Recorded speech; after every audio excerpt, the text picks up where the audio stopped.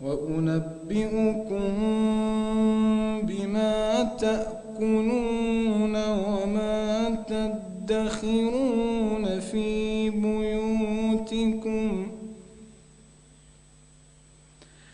إن في ذلك لآية لكم إن كنتم مؤمنين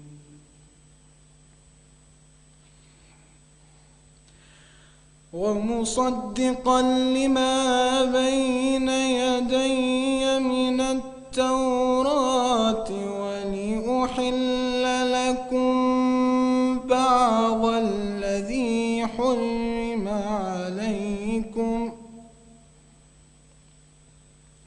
وجئتكم بآية من ربكم فاتقوا الله وأطيعون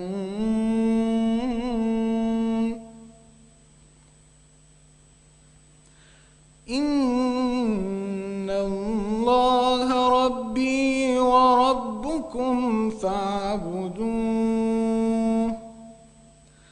هذا صراط مستقيم صدق الله العلي العظيم صلوات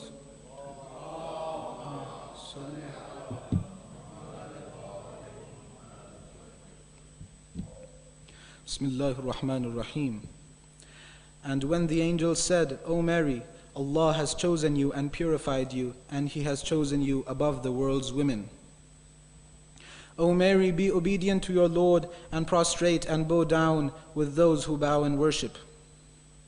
These accounts are from the unseen which we reveal to you, and you were not with them when they were casting lots to see which of them would take charge of Mary's care, nor were you with them when they were contending.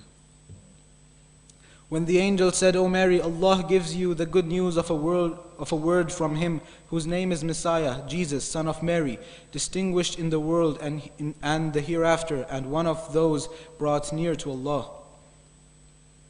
He will speak to the people in the cradle and in adulthood, and will be one of the righteous. She said, My Lord, how shall I have a child, seeing that no human has ever touched me? He said, So it is that Allah creates whatever He wishes. When He decides on a matter, He just says to it, Be, and it is. He will teach him the book and the wisdom. He will teach him the book and wisdom, the Torah and the Evangel. And he will be an apostle to the children of Israel. And he will declare, I have certainly brought you a sign from your Lord. I will create for you the form of a bird out of clay. Then I will breathe into it, and it will become a bird by Allah's leave. I heal the blind and the leper, and I revive the dead by Allah's leave. I will tell you what you have eaten and what you have stored in your houses. This is indeed a sign that in you, there is indeed a sign in that for you, should you be faithful. And I come to confirm the truth of that which is before me of the Torah, and to make lawful for you some of the things that were forbidden you. I have brought you a sign from your Lord, so be wary of Allah and obey me. Indeed, Allah is my Lord and your Lord, so worship Him. This is a straight path. Sadaqallahu al-Aliyyul Azim. Sallu ala Muhammadin wa ali Muhammad.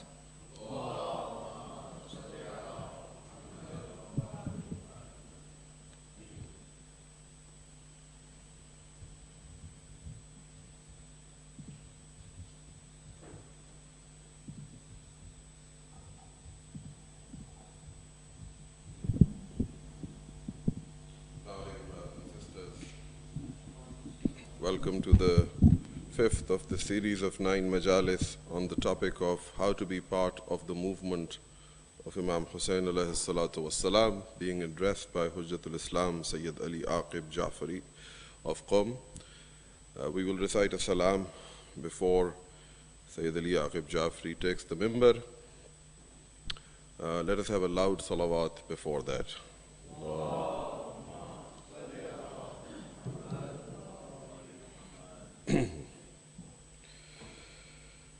Unique are your sacrifices, Zainab and Hussein. Unique are your sacrifices, Zainab and Hussein. O glorious progeny of Ahmad Ismail, you taught us that only before God we should kneel, that only if we feel the pain of others can we heal, that only if we feel the pain of others can we heal. The world needs your message of Tawheed and love again. Unique are your sacrifices, Zainab and Hussein. Unique are your sacrifices, Zainab and Hussein. To never surrender our freedom before tyranny, to love mothers and daughters and defeat misogyny. With honor and righteousness fight every felony. With honor and righteousness fight every felony. Enlightened inspiration from your model can we gain. Unique are your sacrifices, Zainab and Hussein. Unique are your sacrifices, Zainab and Hussein. With liars and hypocrites you spoke with honesty. To inhuman savages you preached humanity. Responded to crudeness with sensitivity.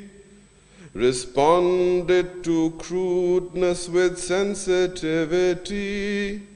Your life in this world was like in a desert rain. Unique are your sacrifices, Zainab and Hussein. Unique are your sacrifices, Zainab and Hussein. Your method so discreet, your purpose reform, to free the soul of Deen from hypocritical form, resisting those who wish to make exploitation a norm, resisting those who wish to make exploitation a norm. And for these high ideals you would suffer any pain. Unique are your sacrifices, Zainab and Hussein. Unique are your sacrifices, Zainab and Hussein.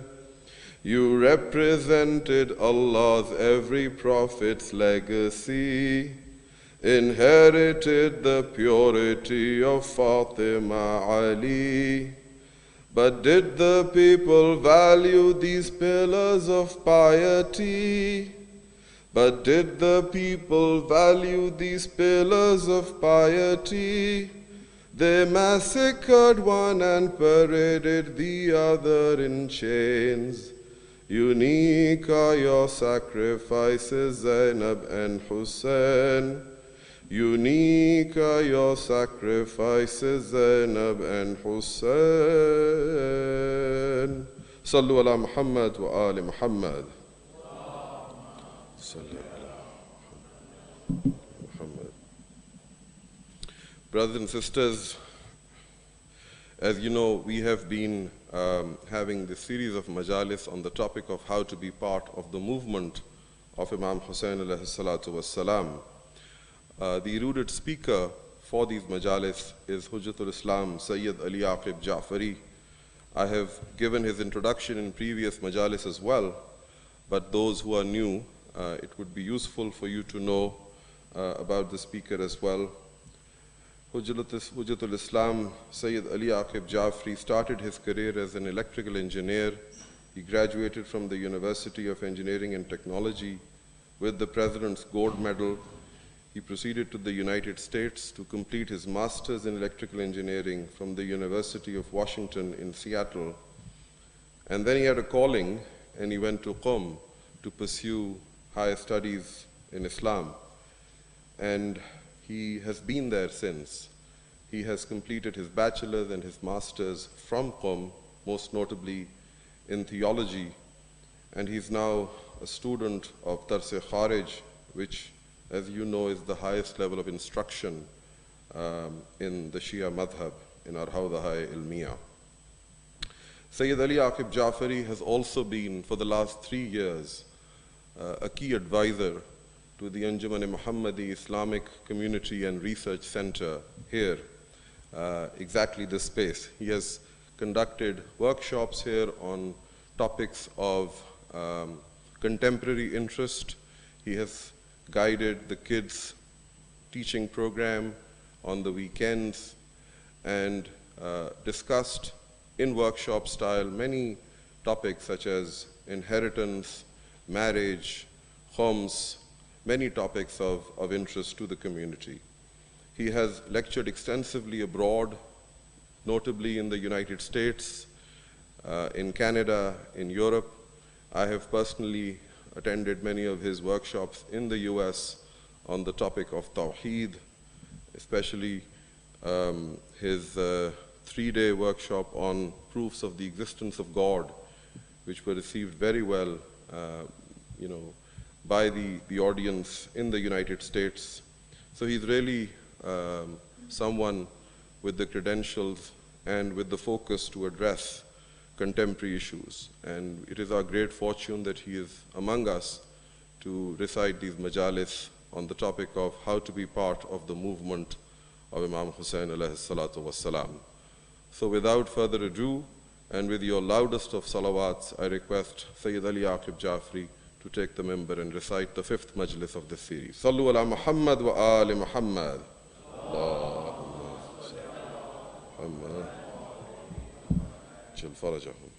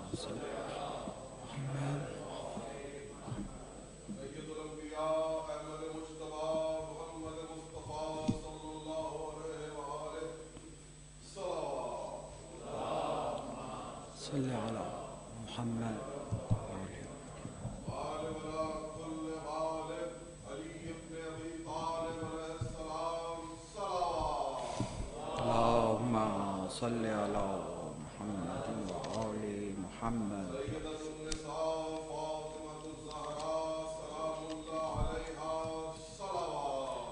اللهم صل على محمد وآل محمد. Remembering all of your marhumin, the shuhada of Islam, the ulama of Islam, and all those who gave their lives in the way of Islam. Surah Al-Fatiha.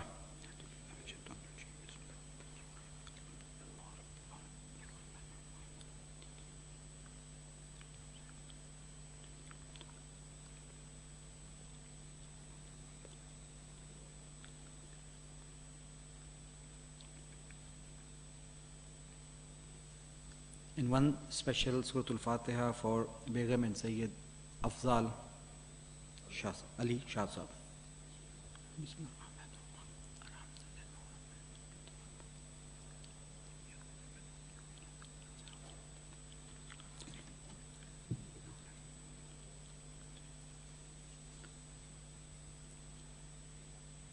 أعوذ بالله من الشيطان الرجيم.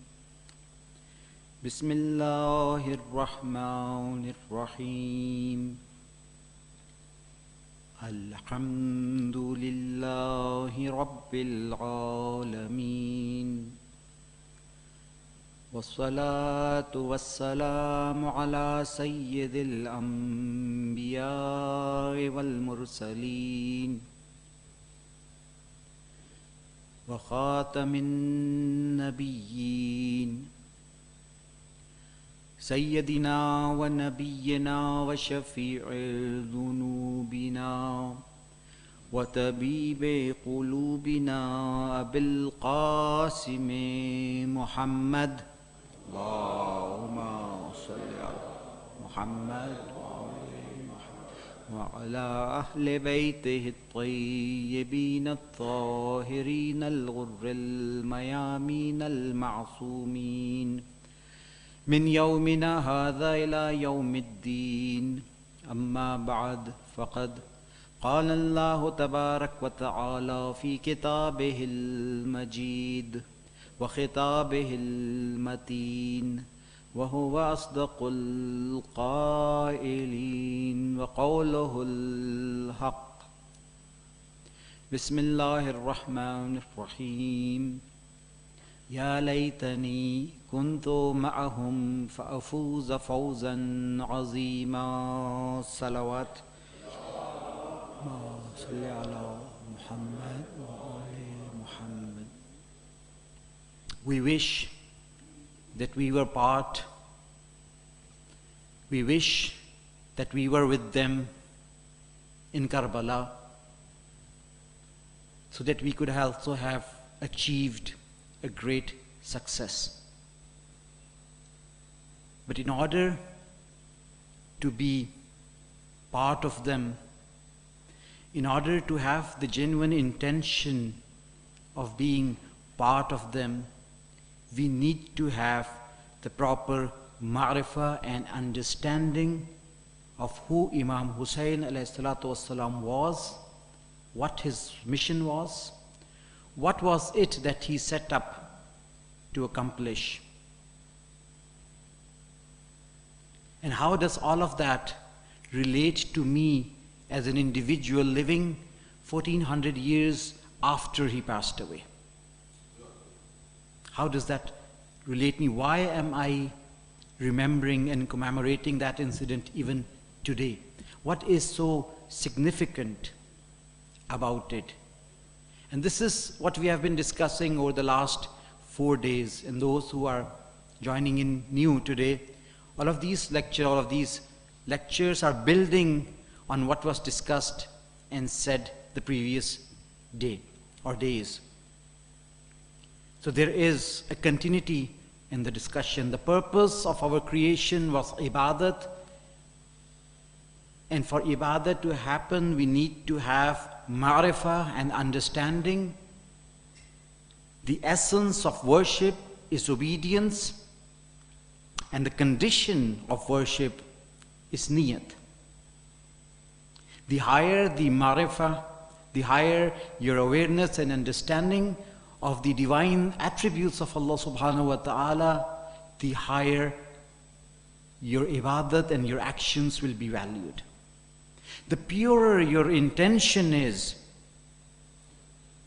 purity of intention for the sake of Allah, for nothing but for the sake of Allah, the purer your intentions get, the more valuable your intentions get, till you get to a point where when they can claim inni salati wa nusuki wa mahyaya wa mamati lillahi rabbil alameen, that my salat and my rituals and my living and my death is only and only for the sake of Allah subhanahu wa ta'ala.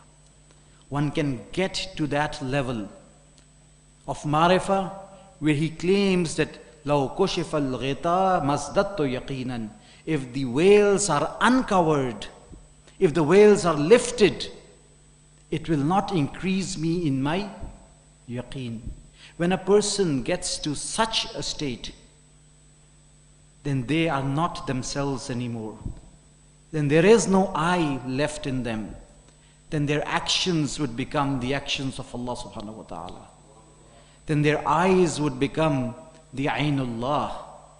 Their ears would become Udhunullah. Their hands would become Yadullah. Their tongue would become Lisanullah. Their face would become Wajhullah. Their feet will become Rijlullah, everything regarding them will become an act of worship. Looking at them, you find this in the traditions, an-nazar ala wajhihi, looking at the face, at his face, referring to Amirul Mu'minin ﷺ, is ibadah. Hubbuhu ibadah, loving them is ibadat. Hating their enemies is an act of worship. One can get to such a state where everything regarding them becomes an act of worship. And this is because there is no I left.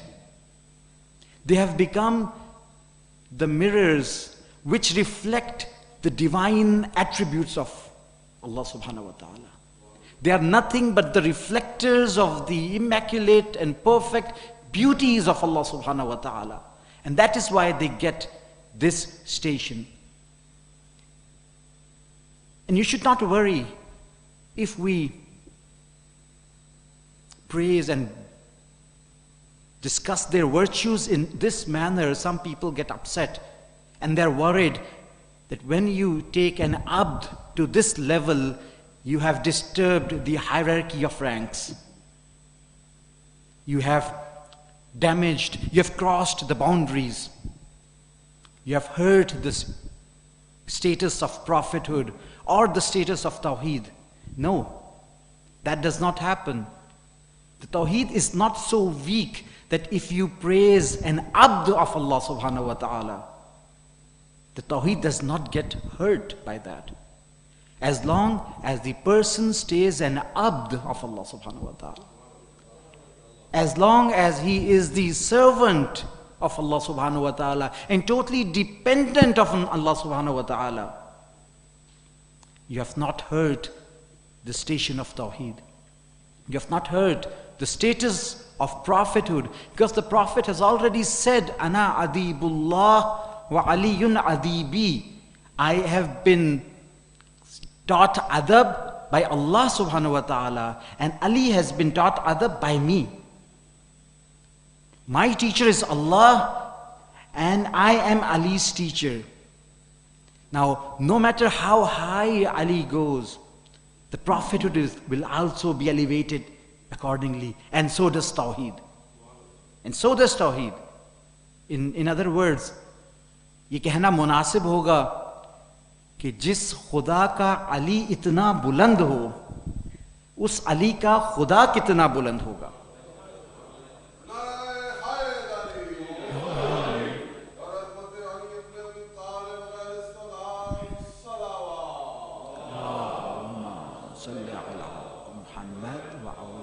So the hierarchy of ranks are not disturbed as long as you understand that these personalities are the manifestations of the divine attributes of Allah subhanahu wa ta'ala. They have nothing of their own.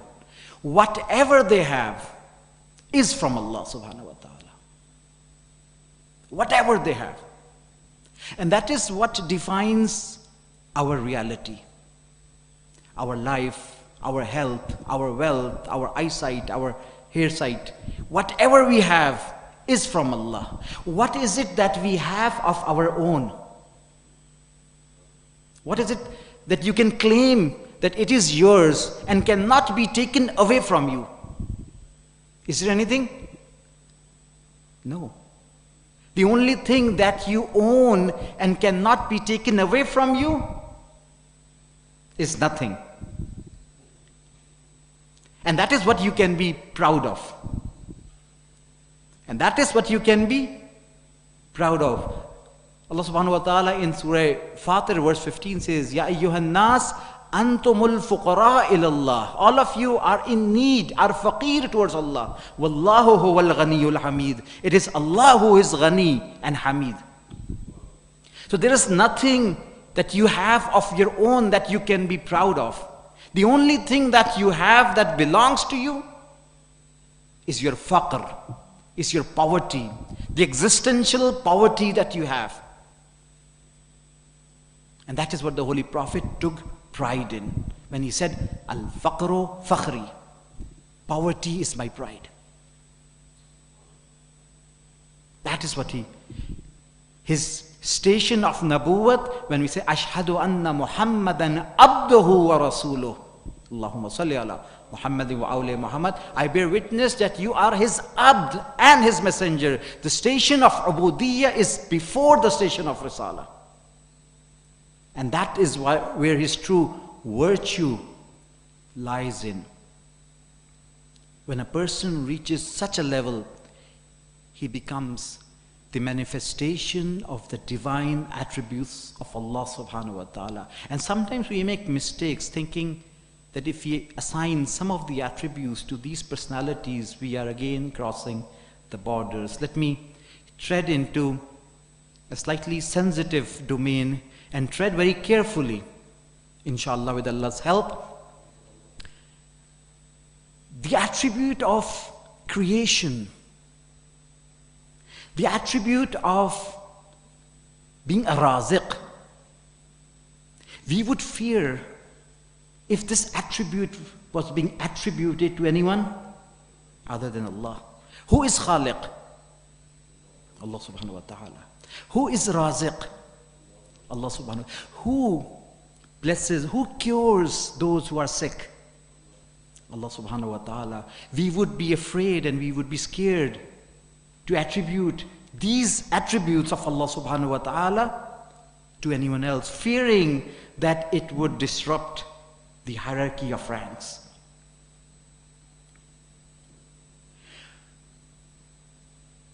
When Hazrat Isa alayhi salatu wasalam used to treat the cure, when Hazrat Isa alayhi salatu wasalam used to bring the dead back to life,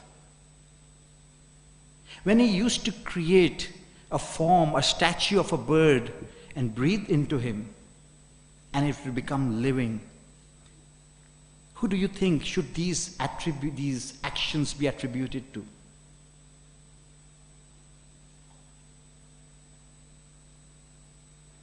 Allah subhanahu wa ta'ala. Obviously Allah subhanahu wa ta'ala is the one who creates. He is the one who gives shifa.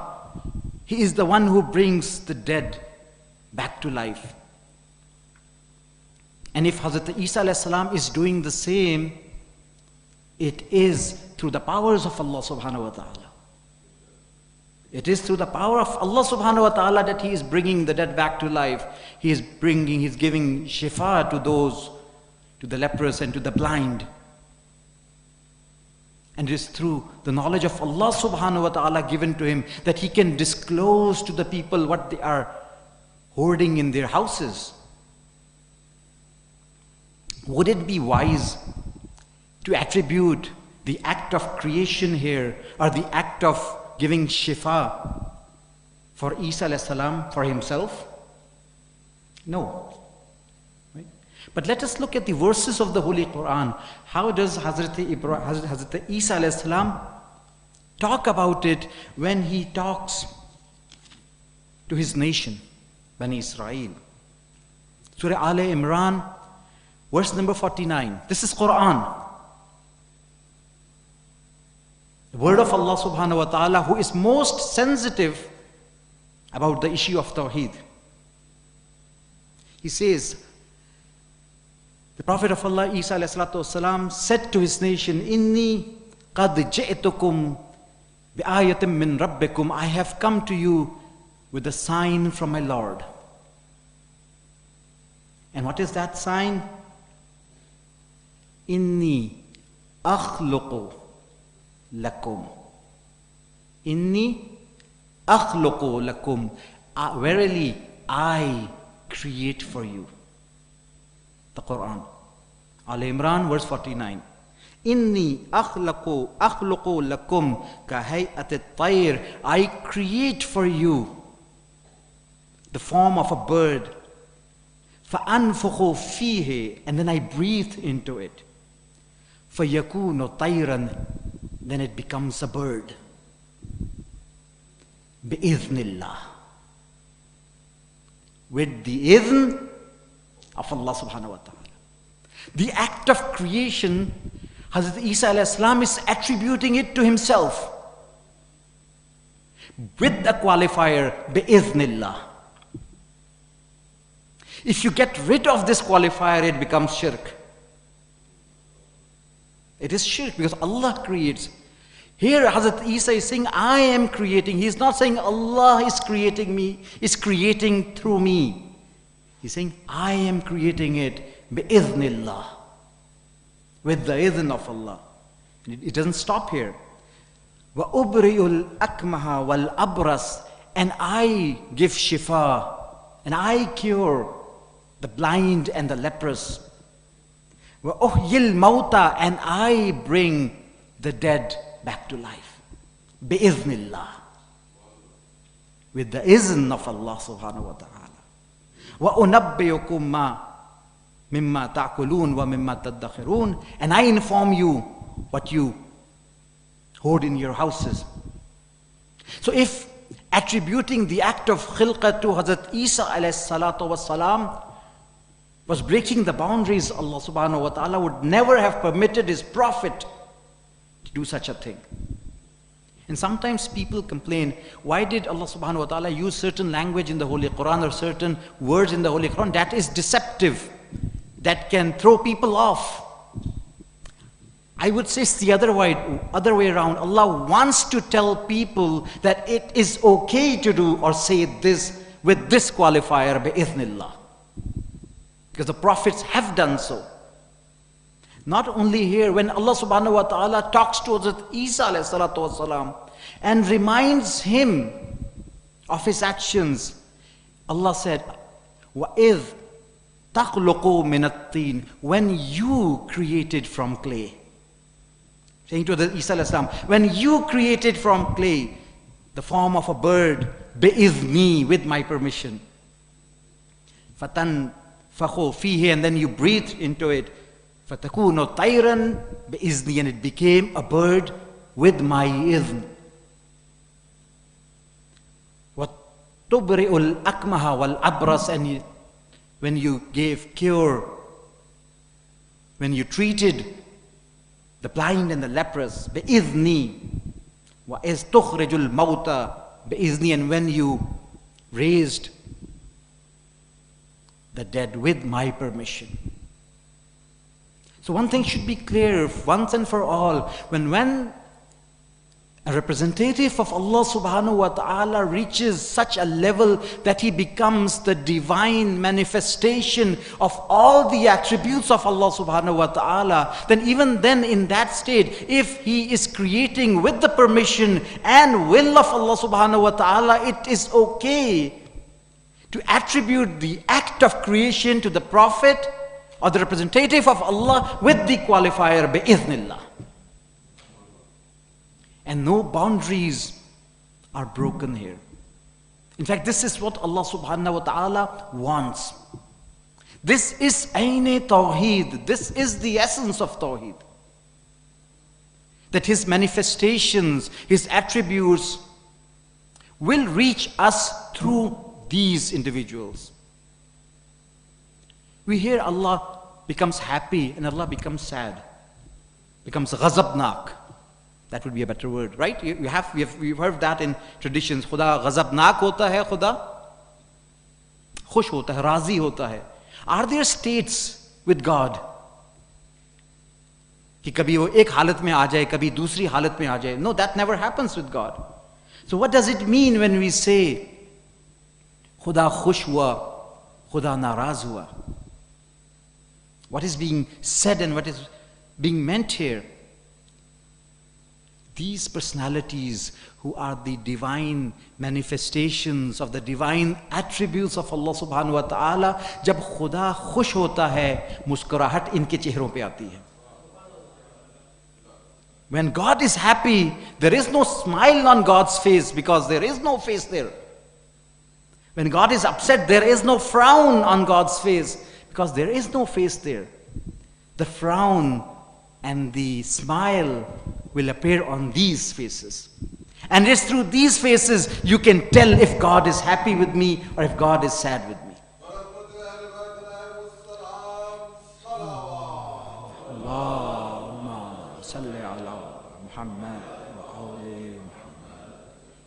So if you take away these personalities, there is no way for you to know if God is happy or if God is sad.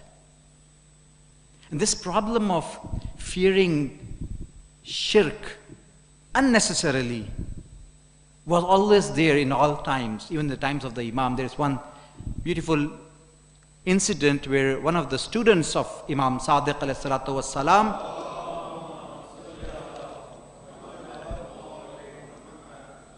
he came to the Imam and he was dining with the Imam.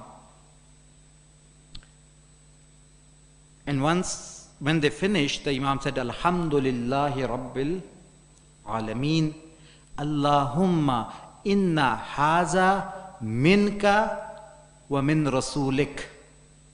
Oh Allah, this was from you and your Prophet. That student immediately complained. He said, Aja'alta ma'allahi sharikan? Have you done shirk? Have you associated someone with Allah subhanahu wa ta'ala when you said, this is from Allah and oh Allah, this is from you and your Prophet? This is shirk. He complained. And what did the Imam say? The Imam said, Wailak, woe be upon you. Have you not read the Quran? Have you not read the Quran? Inna Allah tabarak yaqulu fi kitabihi wa ma naqamu illa an aghnahumullahu wa rasuluh min fazlih. The munafiqeen were only upset at the mu'mineen and they were taking revenge. Why? Because Allah and His Messenger had made the mu'mineen ghani. Allah did not say, I made them ghani, me and my Messenger. And then He recited another verse of the Holy Quran, وَلَوْ أَنَّهُمْ رَضُوا. Only if they had been content, مَا آتَاهُمُ اللَّهُ وَرَسُولُهُ, with what Allah and His Messenger had given them. That would have been better for them. وَقَالُوا حَسْبُنَ اللَّهِ, and they had said, Allah is sufficient for us. سَيُؤْتِينَ اللَّهُ مِنْ فَضْلِهِ وَرَسُولُهُ. Then Allah would have given them out of His grace, and the Holy Prophet would have given them. In the Holy Quran, Allah, along with His, when it comes to ghina, when it comes to fazl, when it comes to mercy, alongside His name, He mentions the name of the Holy Prophet. And when this student of the Imam heard this, he said, it seems that I'm listening to these verses for the first time. And the Imam said, no, you have listened and you have read them before. But you are the ones for whom Allah had said, are there locks on their hearts they do not understand? Or you're those on whose hearts have been rusted because of their actions. So when we praise these personalities who have immersed themselves in Allah subhanahu wa ta'ala with the qualifier of bi'iznillah, then no boundaries are broken. Everything stays intact. The Tawheed stays intact. Risalat stays intact. Imamat stays intact. This is the level of ma'rifah that we need to understand the movement of Imam Hussain alayhi salatu wassalam. He was the divine representative of Allah subhanahu wa ta'ala, and manifesting through him were the divine attributes of Allah subhanahu wa ta'ala. He was the embodiment of kalimatullah, the word of Allah subhanahu wa ta'ala. And the motivation behind his movement is important. I'll talk about one more incident regarding motivation and niyyah, and then we'll continue with the topic, because I got some messages that a lot of children also are listening to these majalis. Niyyat is important, but apart from that, if somebody was to ask you this question, what is better, knowledge or wealth? What would you answer? Knowledge. And when the Holy Prophet had said about Amirul Mu'mineen Ali alayhi salatu wassalam, salli ala ana madinatul ilm wa aliyun babuha. Some people, some of his companions were suspicious. Did the Holy Prophet really mean it? Or did he say it because he is his cousin? So they decided to test Amirul Mu'mineen. In other words, test the words of the Holy Prophet. So they came up with a plan. They said we would one after the other go to the Imam and ask him the very same question. What is better, knowledge or wealth, and why? What is better, knowledge or wealth, and why? If Imam Ali has a simple answer and the same answer for all of us, then his knowledge is limited. If he gives us a different answer each time this question is asked, then the Holy Prophet is right. So the Amir al-Mu'minin was in the mosque, and people were sitting. A person walks in and he says, can he ask a question?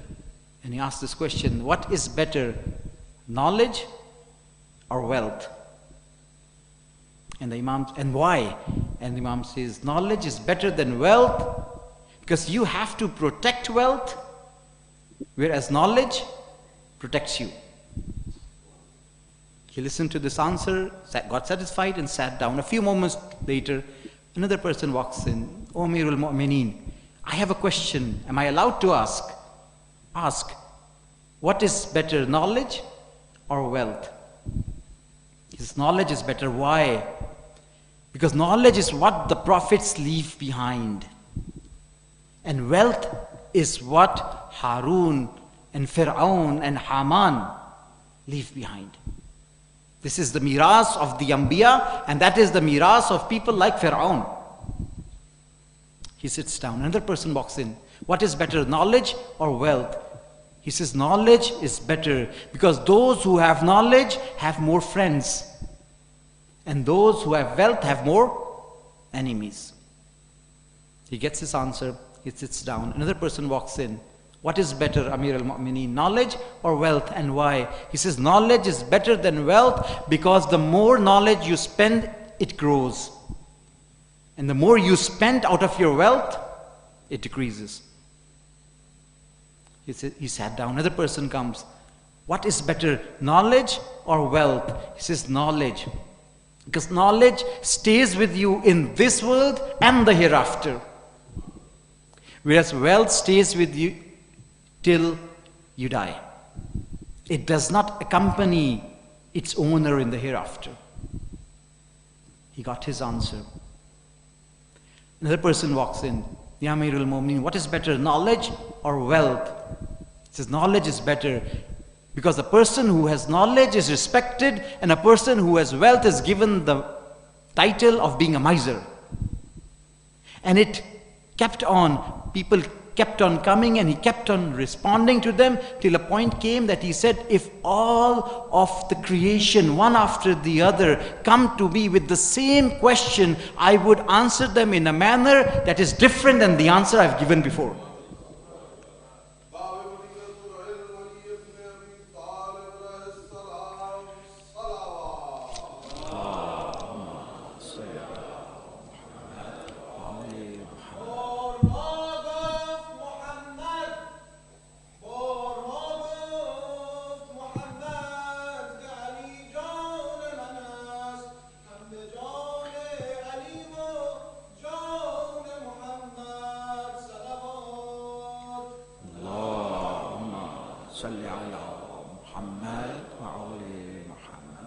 Now let me ask this question after building this prerequisite or muqaddama, introduction.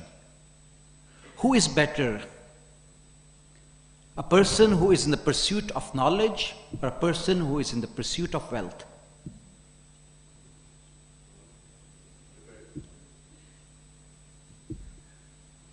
Yes? It's not that difficult. Knowledge is better than wealth. Obviously, Imam has told us that. Knowledge is better than wealth. Now we're talking about the person who is in the pursuit of knowledge versus a person who is in the pursuit of wealth. The answer is, it depends on your intention. If a person is pursuing knowledge to win debates and establish his superiority over others, he's actually buying a place for himself in the hellfire. And if a person is in the pursuit of wealth so that he could acquire that and spend it in the way of Allah subhanahu wa ta'ala, then this is the person who is after his akhirah, not after the dunya. So again, it goes back to your intention. That is why I am emphasizing on the fact that we need to purify our intentions. What is the intention? So it does not matter where you are and what you are doing. What matters is, why is it that you're doing that? Why is it that a person is going to the Hausa, and why is it that a person is going to the university, and why is it that a person is going into business school or any other profession? That why matters the most. And that is the question that we should all ask about Imam Hussain as well. Why did he leave Medina? Why did he set out to sacrifice all that he had? Because that, if we can know that, and if we can align our goals and our objectives, ourselves, with those objectives, we would have become part of his movement. There are many objectives that the Imam mentioned throughout the course of his journey. When he was starting one of the mission statements in the palace of Walid, he said, Misli la yuba'i'u mithlah. The likes of me will not do the bay'ah of the likes of him. Let me open this a bit further. The representative of Allah subhanahu wa ta'ala will never do bay'ah of anyone other who is not the representative of Allah subhanahu wa ta'ala. We'll get into that in more detail inshallah in the coming days. We only have 4 days left after today's speech. When he met Hur, when he was about to enter Kufa, 2 stops away from Kufa, what did Imam say there? He said, Ala tarawna anna al-haq la yu'mal bih. Do you not see that haq is not been acted upon? People are not following haq. Wa anna al-batil la yutanaha an. And batil is not being stopped. This is the state of the Muslim ummah, that people are not following haq and no one is stopping batil. لِيَرْغَبِ الْمُؤْمِنْ فِي لِقَاءِ اللَّهِ مُحِقًّا. In such a state, a mu'min should truly desire to meet his Lord. This world is not worth living in. One should stand up to make changes. Another statement of the Imam which reflects what his objectives were. When he was leaving Medina, he had another statement in his wasiyah. And when a person writes his wasiyah, he jots down the most important details that he wants people to remember. In that he said, Inni kharajtu li talab al-islah fi ummat jaddi. I am leaving, demanding the islah, the reform of the ummah of my grandfather. Uridu an amura bil ma'ruf wa anha anil munkar. I want to enjoin good and forbid evil. Wa asira basirat jaddi wa Ali. Wa Abi Ali ibn Abi Talib. And I want to follow in the footsteps of my grandfather and my father Ali ibn Abi Talib alayhi salatu wassalam. And there are other statements as well, inshallah, which we need to talk about so that we have a complete picture of what he wanted to accomplish. And if we can know what he wanted to accomplish, we can evaluate if he succeeded in that mission. The success of any mission depends on if you are able to accomplish the goals of your movement. If your purpose is to save your life and you die in the process, you have failed. If your purpose is to save your country, and if you die saving your country and the country is saved, you have succeeded.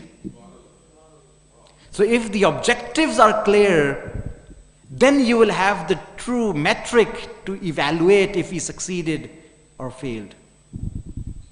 And then you can understand what that statement meant when Imam Zainul Abidin Rasulullah Wassalam, please write a salawat.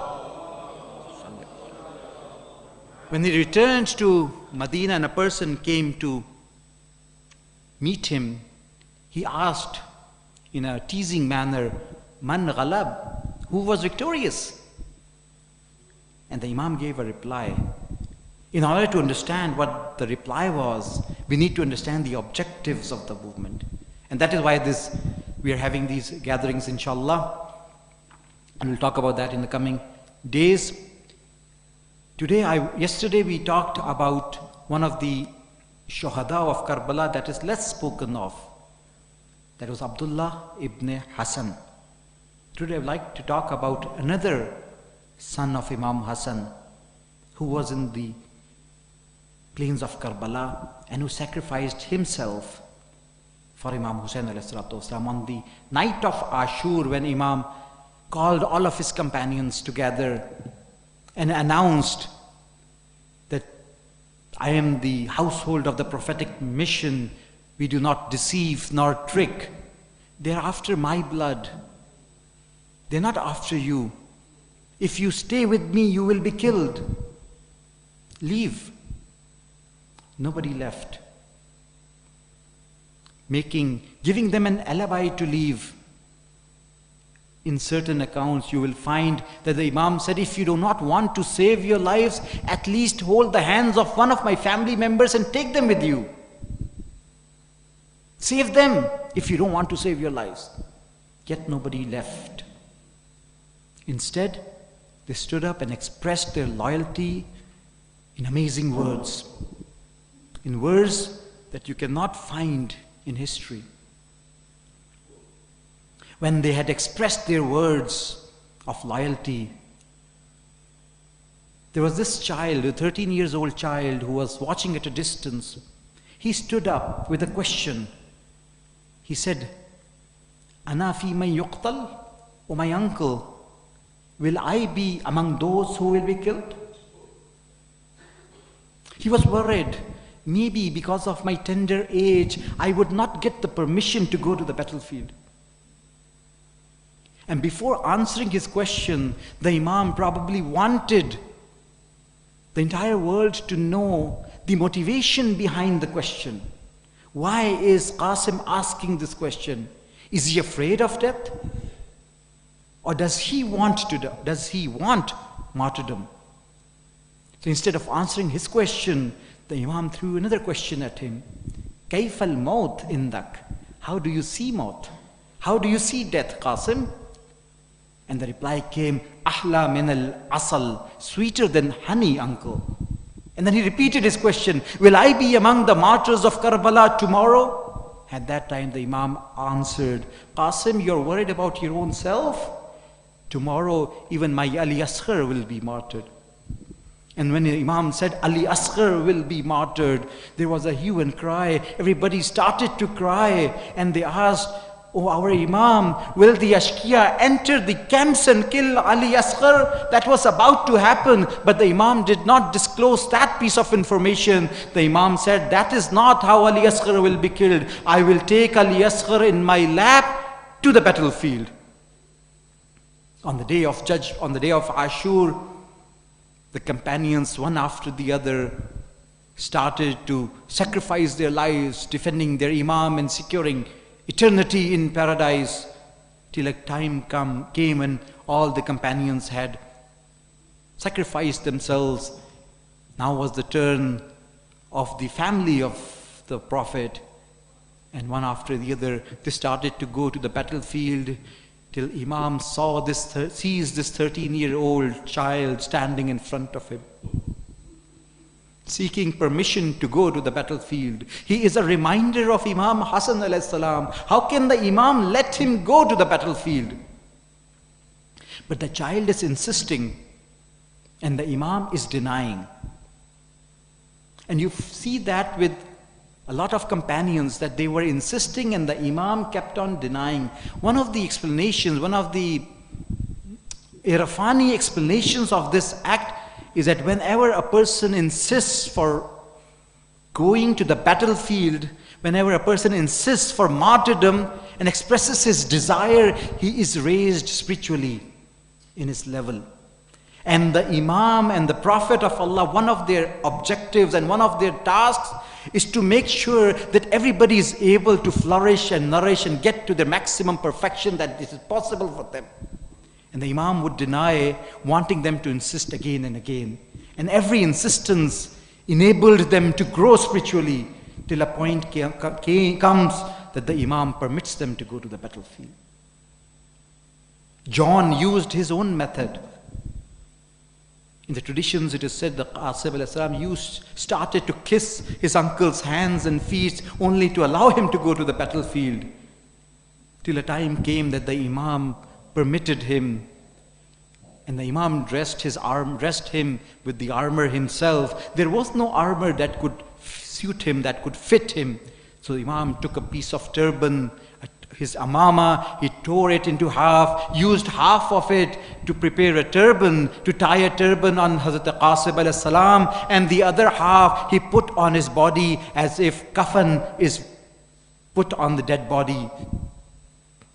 And then he embraced Hazrat Qasim for one last time, and he started to cry. It is said that both of them cried for a long, long time.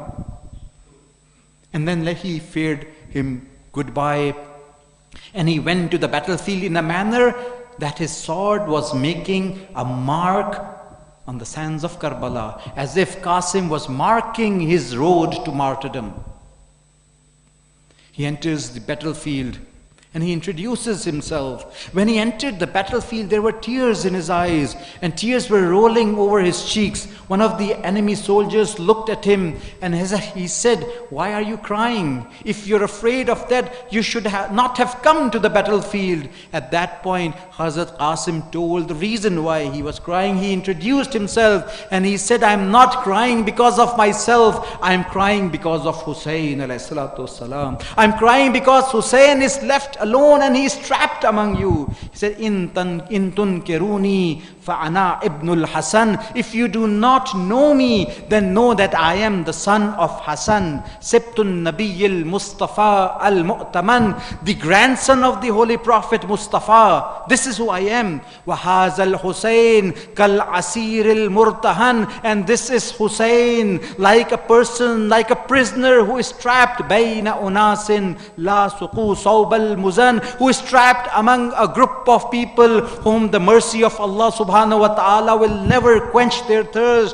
Inni anal Qasim min nasli Ali. I am Qasim from the nasl of Ali, from the lineage of Ali. Nahnu wa baytillah awla bin nabi min shimr zil jawshan o ibn ad-du'i. And I am closer by Allah. We are closer to the Holy Prophet than Shimr ibn zil jawshan and ibn Ziyad. We are closer to them. And then he started his battle, and one after the other he started to kill the enemy soldiers, where Hamid ibn Muslim writes, he is the historian in the camps of Yazid. He says that there was a warrior standing next to me and he decided to enter the battlefield, and I stopped him. I tried to stop him, saying he is only a child. Why, if this child was to ask me, was to challenge me, I would not accept his challenge. Leave him to someone else. But he did not listen to me, and he entered the battlefield, and there was a duel that took place, and after a short while Hazrat Qasim was struck on the head, and Hazrat Qasim falls to the ground saying, "Ya Amma adrikni, oh my uncle, come to my rescue." Imam Hussein alayhi salam rushed to save Janab Qasim. I don't know how the Imam rushed. The historical accounts say that the Imam dived or reached to Janab Qasim in a manner that an eagle dives at its prey. 200 people had surrounded Hazrat Qasim, and one of them was trying to behead him. When he saw the Imam there, the Imam immediately chopped off the hands of that person, and he screamed loudly, and everyone came to his rescue, and there was total chaos, and the horses galloped away from here and there. The horses trampled over the lands of Karbala. There was dust everywhere. When the dust settled, you could see Imam sitting sitting next to Hazrat Qasim with his Qasim's head in the laps of Imam, और जनाब कासिम एड़ियां रगड़ रगड़ कर जान दे रहे थे. एक मर्तबा इमाम Hussain alayhi salam said at that final moment, it is very hard for your uncle, O Qasim, it is very hard for your uncle that you call your uncle for help and your uncle cannot make it in time, or even if he makes it in time, he is not able to be of any use to you.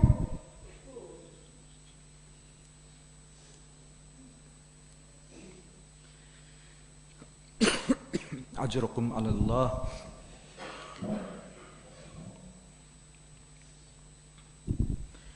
We pray to Allah subhanahu wa ta'ala to accept this zikr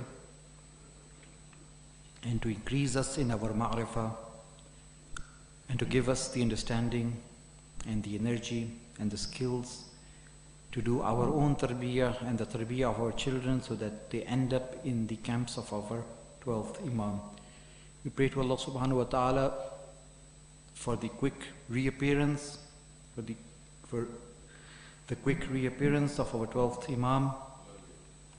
We prayed for the security of all the mu'mineen and mu'minat who are engaged in these holy nights, in these holy programs, and the long life of our ulama, our maraji, especially the Wali Amr Muslimin. We pray to Allah subhanahu wa ta'ala for the shifa of all the mariz, the success of all those who are about or have given their exams, all those who are jobless, and all those who have hajat in their hearts and they want those hajats accepted. Allah subhanahu wa ta'ala, bihaqqi Muhammad wa ali Muhammad, please accept all of those hajat. Sallu ala Muhammad wa ali Muhammad.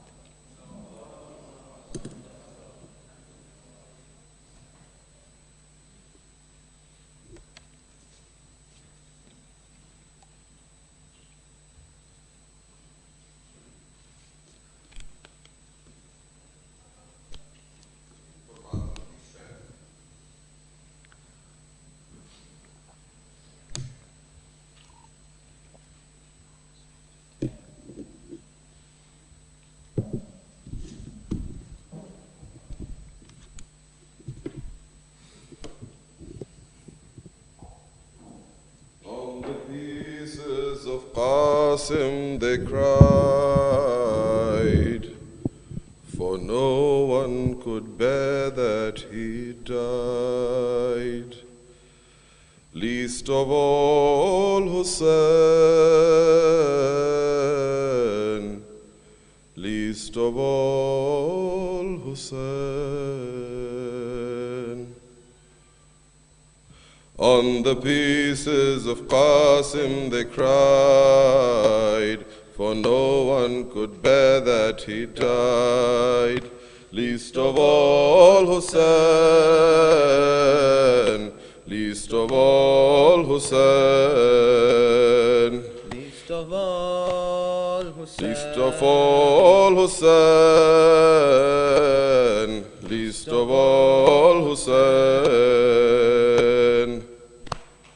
O lovers of Hassan, come near, as I narrate to you his death. He was left to defend the Imam and to protect the deen of Islam. He was left to defend the Imam and to protect the deen of Islam. So Qasim approaches Hussain in a moment of tremendous pain. The rose of Hassan asked to fight, but how can Hussain risk his light? The rose of Hassan asked to fight, but how can Hussain risk his light? On the pieces of Qasim they cried, for no one could bear that he died. Least of all Hussain, least of all Hussain, least least of all Hussein, least of all Hussein. He was of his brother a trust, Hussein could not see him in dust. O Qasim, my son, take a breath. I ask you, how do you view death? O Qasim, my son, take a breath. I ask you, how do you view death? His answer we must always keep. His answer caused angels to weep. You know, uncle, I love honey, but death is sweeter than honey. You know, uncle, I love honey, but death is sweeter than honey. On the pieces of Qasim they cried, for no one could bear that he died. Least of all Hussein, least of all Hussein, least of all Hussein, least of all Hussein. Said Mawla, O Qasim, my pride, for women you must stay behind. So Qasim goes back to his camp, his face full of tears and so damp. So Qasim goes back to his camp, his face full of tears and so damp. His mother said, why do you cry? He said, for Hussein I can't die. Farwa pulled out a letter, hoping that this would make things better. Farwa pulled out a letter, hoping that this would make things better. When Mawla saw who it was from, his entire body went numb. He had to let Qasim go fight. The young nephew's face became bright. He had to let Qasim go fight. The young nephew's face became bright. Hussein gave him turban and cloak, seeing him ladies and a broke. To aunties and mother farewell, as Qasim comes out of his shell. To aunties and mother farewell, as Qasim comes out of his shell. On the pieces of Qasim they cried, for no one could bear that he died. Least of all Hussein, least of all Hussein, least of all Hussein, least of all Hussein. The lion of Hassan so brave, he sent 35 to the grave. Then Qasim, his armor so large, saw cowardly enemies charge. Then Qasim, his armor so large, saw cowardly enemies charge. They struck Qasim from every side. Oh, uncle, help me, Qasim cried. They ripped his young body apart and struck right at his uncle's heart. They ripped his young body apart and struck right at his uncle's heart. O Qasim, your call is still loud. We always want to make you proud. O Qasim, your call is still loud. We always want to make you proud. On the pieces of Qasim they cried, for no one could bear that he died. Least of all Hussein, least of all Hussein, least of all Hussein, least of all Hussein, Ya Hussein. اللهم صل على محمد وآل محمد وعجل فرجهم. حضرات متوجه زيارة.